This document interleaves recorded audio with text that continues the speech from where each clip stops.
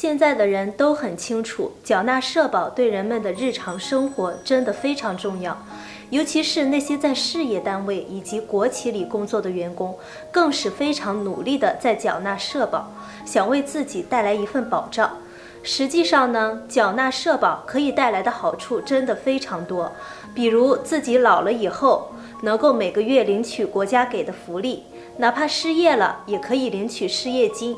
在工作中受伤也可以获得赔偿，生病的话呢，可以使用医疗保险报销，甚至买房都可以利用公积金来贷款。这样看来，人们的生活真的没有办法离开社保。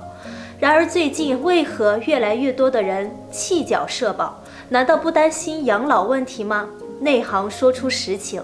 事实上确实有部分人根本不想缴纳社保，这就让他们以后的生活充满了风险。如果生活出现了什么风吹草动，很有可能就会陷入到困境中。总体来看，这些人主要包括以下几种类型。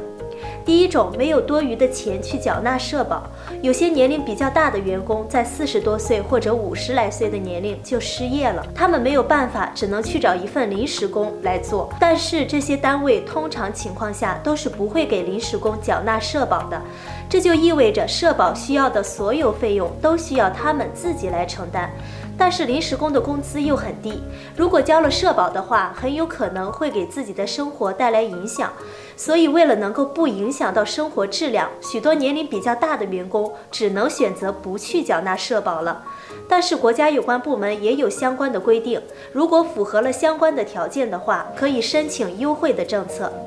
第二种，有些刚进入职场的人不愿意主动缴纳社保，这部分人普遍觉得自己还很年轻，刚刚进入到社会当中也没有多久，收入本来就不高，如果再去缴纳保险的话，手里的工资就根本没有多少钱了，所以他们就认为现在缴纳社保会吃亏，还不如等到工资再多一些，年龄再大一些再缴纳社保，反正缴纳15年的时间就可以正常领取养老金了。甚至还有一些企业和员工达成了一致，企业会把缴纳社保的钱直接发放到员工的工资卡里，而员工对这种行为也表示了默认。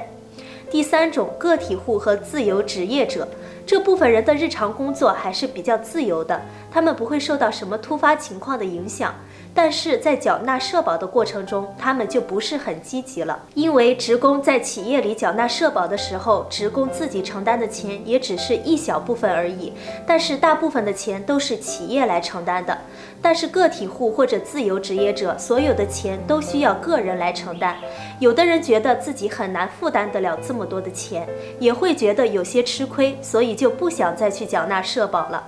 第四种，财务自由者，有些人通过自己的不懈努力做生意取得了成功，积攒了不少的财富。他们觉得缴纳社保靠着那点微薄的收入来养老也不太现实，所以还不如存上一笔钱留着养老。如果你的钱足够多的话，觉得自己的生活可以得到保障，并且已经实现了财富自由的话，社保也没有太大的意义。毕竟它也只是为了自己多一份安全性而已。